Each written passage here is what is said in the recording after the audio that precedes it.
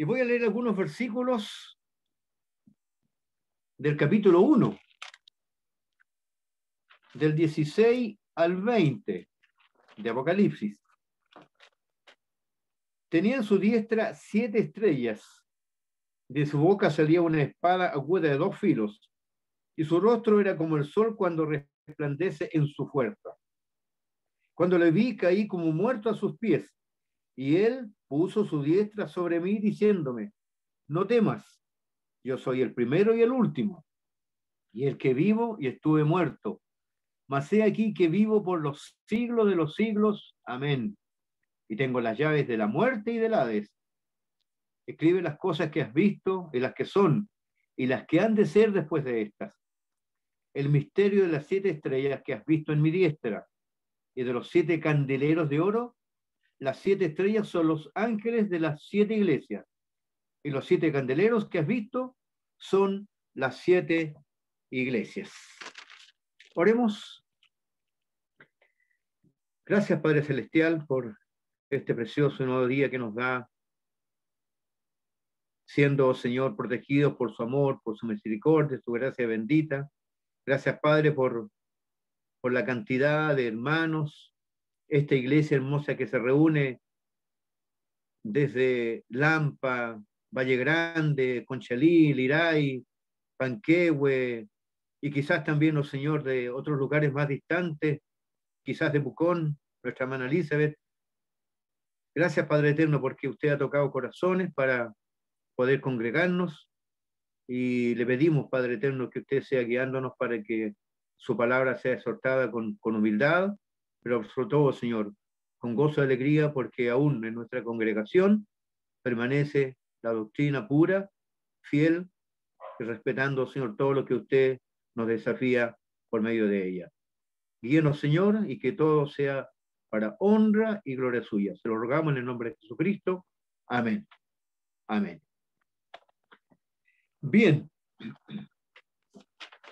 Dice el versículo 20 al final, dice: y los 7 candeleros que has visto son las 7 iglesias. Los capítulos 2 y 3 del libro de Apocalipsis son cartas enviadas a 7 iglesias, no por cualquier persona, son justamente, como dice, por el santo, el verdadero, el que tiene la llave de David, el que abre y ninguno cierra, y cierra y ninguno abre. ¿De quién se está refiriendo? De nuestro propio Señor Jesucristo, del Cristo glorificado.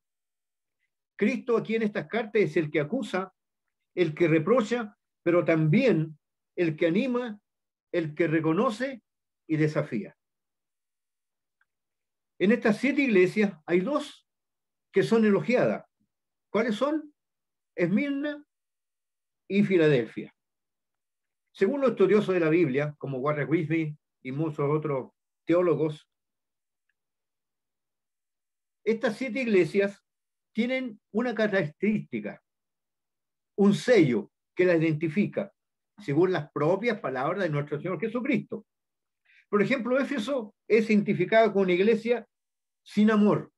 Lo dice el versículo 4 del capítulo 2. Dice: pero tengo contra ti que has dejado tu primer amor.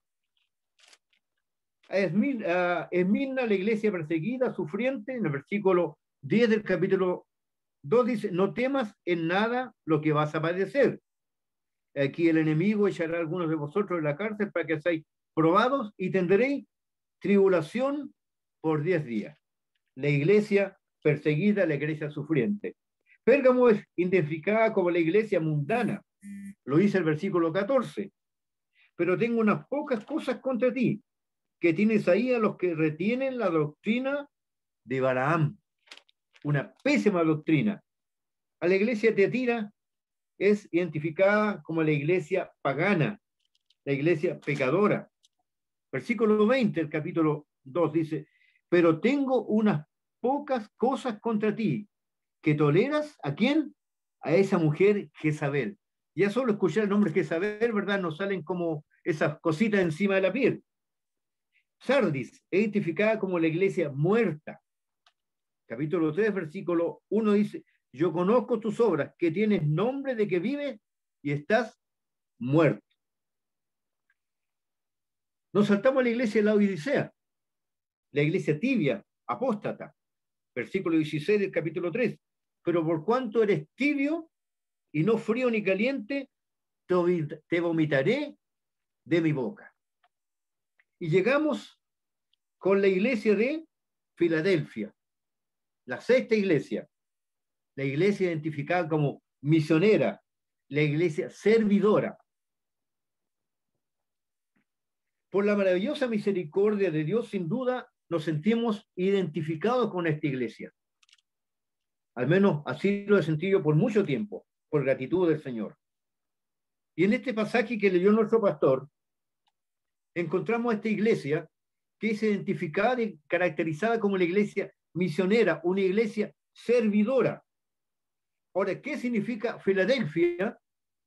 Significa amor fraternal, es decir, amor entre los hermanos.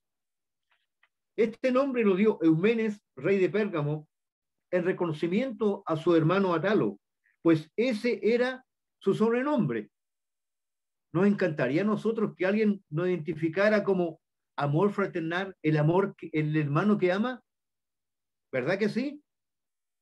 Y esta iglesia justamente identificada con ese nombre, amor fraternal, el hermano que ama.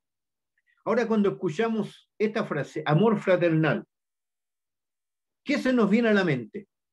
Además de que salta en nuestro corazón de alegría, de gozo y de gratitud, ¿qué se nos viene a la mente? La Iglesia Bautista de Conchalí. Sin complejo, sin alarde, pero con tremenda gratitud al Señor. Amor fraternal, amor entre los hermanos. Y esa es justamente la iglesia de Filadelfia. Una iglesia reconocida como misionera y como servidora. Para esta iglesia hay un par de, en 2 versículos, un precioso elogio, un maravilloso elogio y también una maravillosa promesa. Y en esto vamos a sustentar hoy día el desafío de este mensaje. Versículo 8. Yo conozco tus obras. He aquí, he puesto delante de ti una puerta abierta, la cual nadie puede cerrar, porque aunque tienes poca fuerza, has guardado mi palabra y no has negado mi nombre. Versículo 10. Por cuanto has guardado la palabra de mi paciencia, yo también te guardaré de la hora de prueba que ha de venir sobre el mundo entero para probar a los que moran sobre la tierra. Y aquí está, hermano, sustentado el desafío hoy día de este ejemplo de la iglesia de Filadelfia. Una iglesia que nos desafía. ¿Por qué?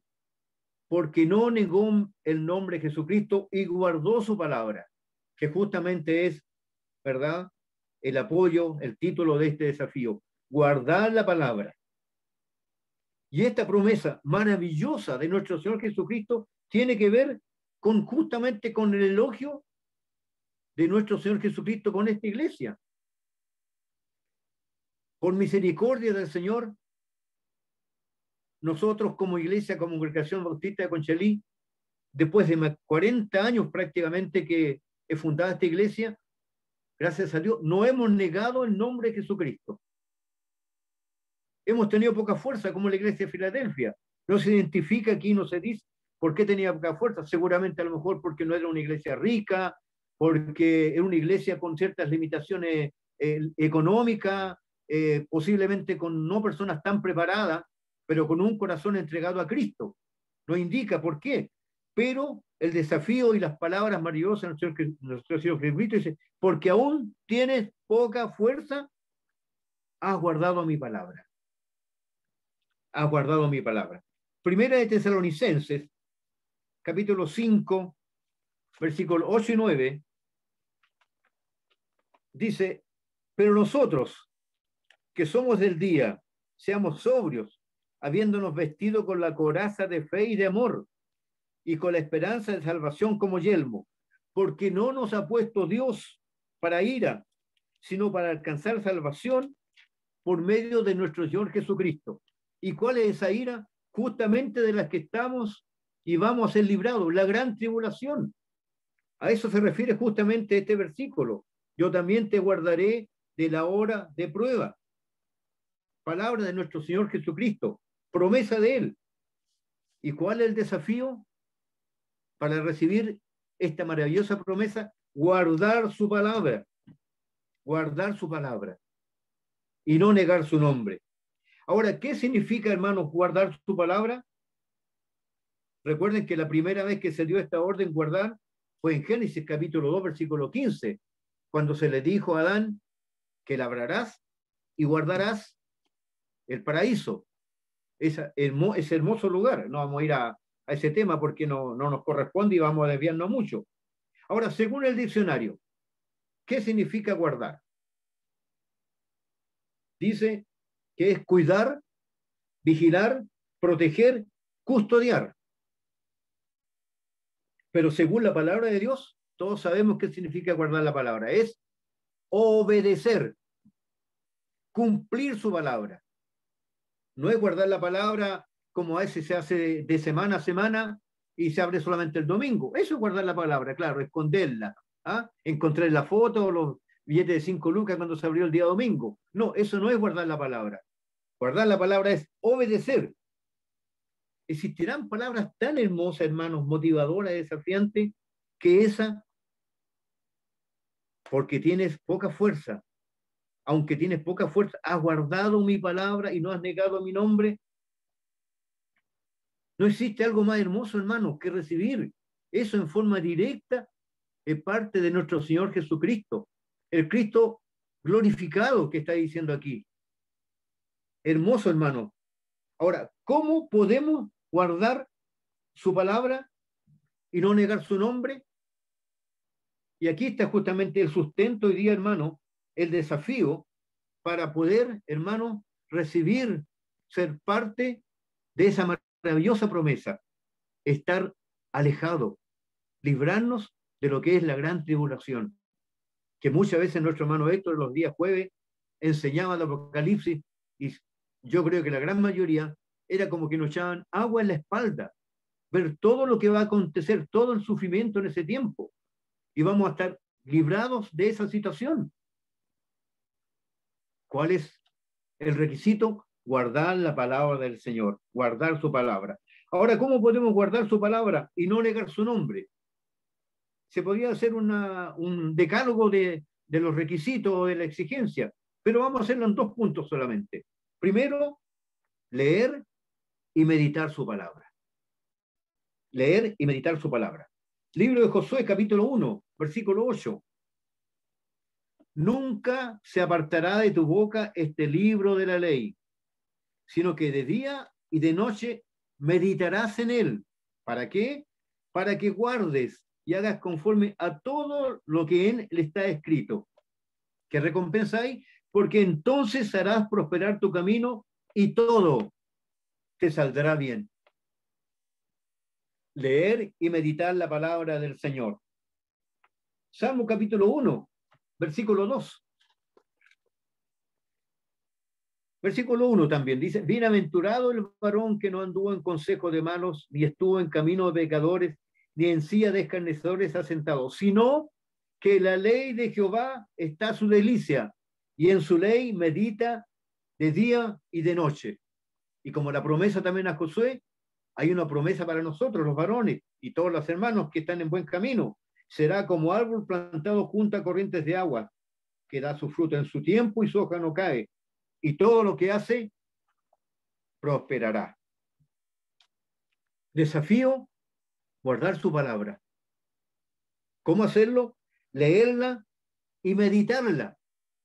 Si no me equivoco, el pastor hizo un desafío de leer la Biblia durante el año. Tendríamos que estar terminando, si no me equivoco, 1 Samuel. Pero no basta con leerla. Hay que meditarla. Hay que rumiarla. Hay que sí o sí obedecerla. Salmo 119, que es un maravilloso salmo que nos da tantos ejemplos de lo que significa la bendición de la palabra de Dios. Versículo 9. ¿Con qué limpiará el joven su camino? Con guardar tu palabra. Leer y meditar, guardar su palabra, hacer la vida. Versículo 72 del mismo capítulo. Mejor me es la ley de tu boca que millares de oro y plata. Versículo 27, volvemos atrás. Versículo 27. Dice, hazme entender el camino de tus mandamientos. ¿Para qué? Para que medite en tus maravillas. Versículo 105. Son algunos solamente, hermanos, pincelazos de la bendición de tener este hermoso capítulo. Lámpara es a mis pies tu palabra y lumbrera mi camino. Palabra que sirve para el camino del día y del futuro. Eso es lo que tiene la palabra de Dios si la leemos y la meditamos. Proverbios capítulo 28, versículo 7.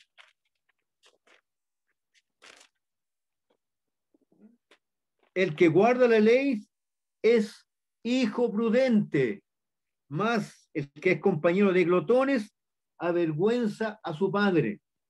Nuevo Testamento, capítulo 1 de Santiago, versículo 25. Santiago 1, 25. Dice, mas el que mira atentamente en la perfecta ley, la de la libertad, y persevera en ella, no siendo oidor olvidadizo, sino hacedor de la palabra, hacedor de la obra, este será bienaventurado en lo que hace. Y tenemos tantos otros versículos, hermanos. Si leyéramos y releyéramos el Salmo 119, tenemos cuánto desafío a guardar, a obedecer su palabra. Y como está la promesa en el Salmo 1 para los varones, está también en Proverbios capítulo 30 para las damas, como está en ese Salmo 119, versículo 9 para los jóvenes. En fin, hermano, hay desafíos de leer y meditar la palabra de Dios. Si solamente la leemos, ¿qué pasará? Nos convertiremos en verdaderos cabezones. Tenemos que leerla y meditarla. La palabra de Dios debe ser nuestro alimento y sustento diario. Solo la palabra de Dios libera. Solo la palabra de Dios transforma y nos guía para conocer y obedecer los propósitos de Dios para nuestra vida. Si no leemos y meditamos en la palabra de Dios, lo estaremos convirtiendo, como siempre enuncia nuestro hermano Cristian Sala, en números y no en cristianos que guardan la palabra y recibirán esa hermosa promesa que se le da a la iglesia de Filadelfia. Guardarnos de aquella gran tribulación. Entonces, ¿cómo, hermanos? Guardar la palabra de Dios, primero, leer y meditar su palabra. Leer y meditarla. ¿Cuál es el otro desafío de guardar la palabra de Dios? Vivir y predicar la palabra. Vivir y predicarla. Dice que la práctica hace el maestro, ¿no es cierto? En el libro de Hechos tenemos un tremendo desafío, capítulo 9, en la vida de nuestro hermano Pablo. Pablo el apóstol, Saulo de Tarso. Leo el versículo 3 al 6 primero. Hechos capítulo 9, del 3 al 6. Mas yendo por el camino, Pablo, aconteció que al llegar cerca de Damasco, repentinamente le rodeó un resplandor de luz del cielo, y cayendo en tierra, oyó una voz que le decía, Saulo, Saulo, ¿por qué me persigues? Él dijo, ¿quién eres, Señor? Le dijo, yo soy Jesús, a quien tú persigues. Dura cosa te recoces contra el aguijón. Él, temblando y temeroso, dijo, Señor, ¿qué quieres que yo haga? Y el Señor le dijo, levántate y entra a la ciudad y se te dirá lo que debes hacer. Y miren, ¿qué es lo que tuvo que hacer Pablo? Del versículo 17 adelante. Pues entonces Ananías y entró en la casa y poniendo sobre él las manos dijo, hermano Saulo, el Señor Jesús que te apareció en el camino por donde venías, me ha enviado para que recibas la vista y seas lleno del Espíritu Santo. Y al momento le cayeron de los ojos como escamas y recibió al instante la vista y levantándose fue bautizado. Y habiendo tomado alimento, recobró fuerza y estuvo Saulo por algunos días con los discípulos que estaban en Damasco. Mira el versículo 20. Enseguida predicaba a Cristo en la sinagoga, diciendo que este era el Hijo de Dios. Y todos los que le oían estaban atónitos, decían, ¿no es este el que asolaba en Jerusalén a los que invocaban este nombre? Y a eso vino acá para llevarlos presos ante los principales sacerdotes. Pero Saulo mucho más se esforzaba y confundía a los judíos que moraban en Damasco, demostrando que Jesús era el Cristo. Miren, ¿no es este el que asolaba en Jerusalén? ¿Se imaginan que, bueno, nosotros lo hemos escuchado de varios hermanos, pero es que este hermano ha tenido tremendos cambios? Es un hombre que da a conocer la palabra de Dios. Qué hermoso ha sido ese momento para Pablo cuando lo identificaron como un seguidor de Cristo, no como el que asolaba a las personas, que las llevaba para que las mataran, las castigaran. Ese es un tremendo ejemplo de un cambio en la vida de una persona que vive y predica a Cristo. No solo que dice que es cristiano. Recuerden que nosotros como cristianos, nadie nos identifica por las palabras, nos identifica por nuestros hechos, por nuestra vida transformada. Y aquí tenemos un tremendo ejemplo de cómo guardar la palabra, de cómo vivir la palabra, de cómo predicar la palabra. Pablo persiguiendo y después Pablo predicando. Enseguida predicaba a Cristo. Era un hombre con conocimiento, pero también tiempo atrás era un hombre con mucho odio. Pero cuando recibió el Espíritu Santo y el Señor lo rescató, su vida cambió. ¿No es este el Hugo, el Pablo, el Cristian, el Manuel, el Francisco, Moisés, que antes era así? Pero, sin embargo, después, Saulo mucho más se esforzaba y confundía a los judíos que moraban en Damasco, demostrando que Jesús era el Cristo. ¿Cómo? Con su ejemplo, con su testimonio, con su vida cambiada. Eso es guardar la palabra de Dios. Eso es guardar la palabra de Dios. Según de Corintios, capítulo 5, versículos 14 y 15. Dice, porque el amor de Cristo nos constriñe, pensando esto, que si uno murió por todos, luego todos murieron, y por todos murió, para que los que viven ya no vivan para sí, sino para aquel que murió y resucitó por ellos. Ahora vivimos por Cristo, vivimos para Cristo. Esa es la forma de guardar la palabra de Dios. Y eso fue lo que le dijo nuestro Señor Jesucristo, que escribiera Juan, refiriéndose a la iglesia de Filadelfia. Amor fraternal, amor por entre los hermanos, amor por Cristo resucitado. Lo dice, y por todos murió, para que los que viven ya no vivan para sí, con egoísmo, con vanidad, con mala voluntad, sino para aquel que murió y resucitó por ellos. Deuteronomio capítulo 8, versículo 1 al 3. Cuidaréis de poner por obra todo mandamiento que yo os ordeno hoy, para que viváis y seáis multiplicados y entréis y poseáis la tierra que Jehová prometió con juramento a vuestros padres. Y te acordarás de todo el camino por donde te ha traído Jehová tu Dios estos 40 años en el desierto, para afligirte, para probarte, para saber lo que había en tu corazón, si habías de guardar o no sus mandamientos.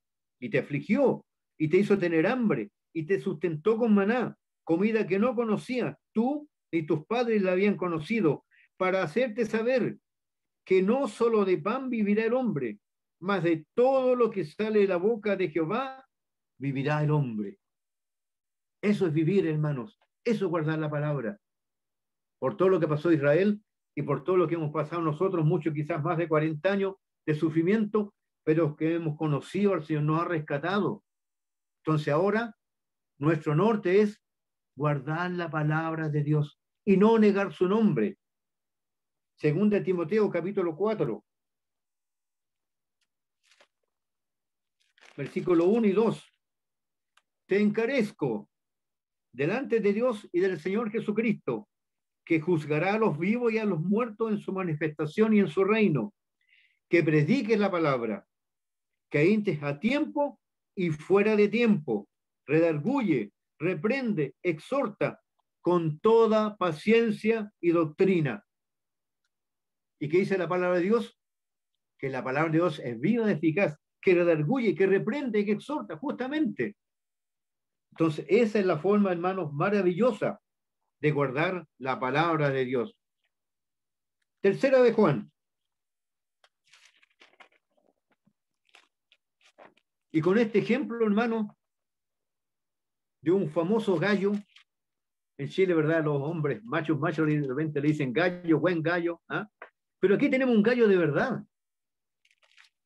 Qué hermoso sería que cuando dice el anciano a Manuel, el anciano a Hugo, el anciano a Francisco, el anciano, en fin, a Cristian, dice el anciano a Gallo, el amado, a quien amo en la verdad. Estoy hablando, leyendo tercera Juan capítulo 1. El anciano a Gallo, el amado, a quien amo en la verdad. Amado, yo deseo que tú seas prosperado en todas las cosas y que tengas salud, así como prospera tu alma. Qué hermoso, ¿ah? Que tengas salud, así como prospera tu alma. Pues mucho me regocijé cuando vinieron los hermanos y dieron testimonio de tu verdad, de cómo andas en la verdad. No tengo yo mayor gozo que este, el oír que mis hijos andan en la verdad. Amado, fielmente te conduce cuando prestas algún servicio a los hermanos, especialmente a los desconocidos, a los sin Cristo aún, los cuales han dado ante la iglesia testimonio de tu amor, y harás bien en encaminarlos como es digno de su servicio a Dios, para que continúen su viaje. Qué hermoso sería, hermano, que ese nombre fuera el nuestro, en vez de Gallo. Hermanos, cada iglesia ha sido identificada. Una iglesia sin amor, una iglesia mundana, una iglesia paganizada, una iglesia tibia, apóstata, una iglesia pecadora, también una iglesia sufriente. Pero Filadelfia, amor fraternal, amor entre los hermanos, es identificada como la iglesia misionera, la iglesia servidora. Usted, hermano, hermana, joven señorita, ¿se siente identificado con esta iglesia? ¿Se siente identificado con este desafío de guardar la palabra?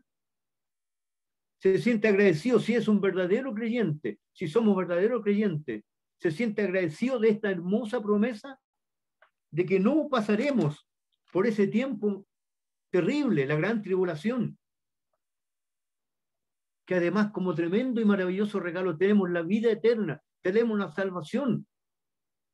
Tenemos días en los cuales hay problemas, hay dolores, pero aún hay gozo, a pesar del sufrimiento, a pesar de las pérdidas familiares, a pesar quizás de la pérdida de trabajo, aún hay gozo. ¿Cuál es el desafío? Guardar la palabra de Dios y no negar su nombre. Hermanos, nuestro testimonio como desafío debe ser el de un verdadero creyente. Ser pacientes, ser mansos, tener gozo, pero por sobre todas las cosas, ser cristianos agradecidos por la salvación, la vida eterna dada por nuestro Señor Jesucristo. Y sentirnos identificados con esta iglesia, por gratitud, por saber de que Él nos dice que conoce nuestras obras, que ha puesto una puerta delante de nosotros, abierta, la cual nadie puede cerrar. Por más de 40 años, a pesar de tantas oposiciones, nuestro templo, nuestra iglesia no ha cerrado las puertas. Están abiertas para todo el que quiere oír la palabra de Dios, porque se predica la sana doctrina, la palabra verdadera, la palabra que redarguye, que exhorta, que reprende, no que adula, no que lo desafía a que tenga prosperidad, no que lo desafía a que siga igual nada más, porque le seguimos diciendo, hermano, no.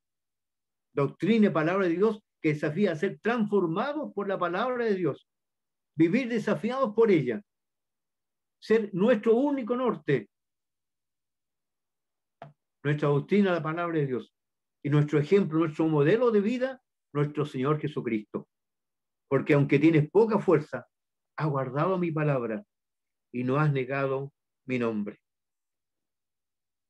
Hermanos, hermanas, jóvenes, señoritas, incluso niños, hoy día no hay una teología de punto y coma.